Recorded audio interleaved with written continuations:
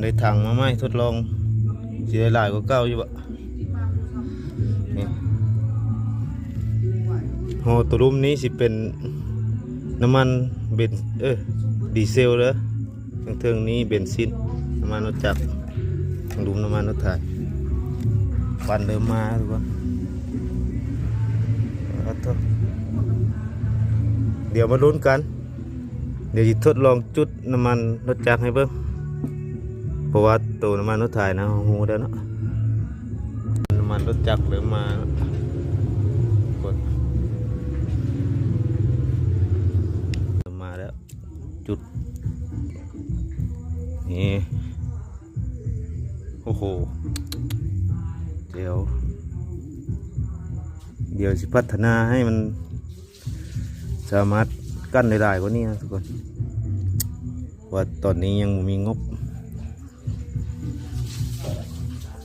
มาก้อนมู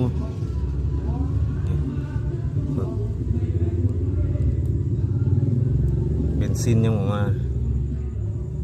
อีกจังน้อยอยู่แล้วเนาะนี่ทุกคนได้หลายกว่าเก้าเลยนี่มันรู้จักกันเดี๋ยวทดลองให้เบิ่งเลยน้ำมันรู้จักได้ดึกคักพี่น้อง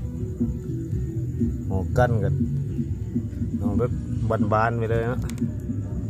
ได้โลกใส่รถแล้วนี่ทุกคนก็บ่ได้เป็นอย่างกับปกติเนาะน้ำมันรถไถแต่น้ำมันรถจักรนี่ยังบดหากระกั้นได้เถื่อนได้เติบพี่น้อง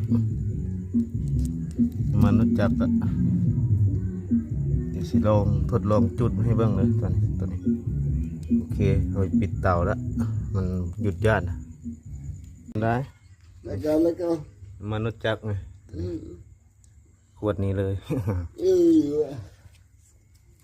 เดี๋ยวสิลองเบนซินให้เบิ่งมาเลย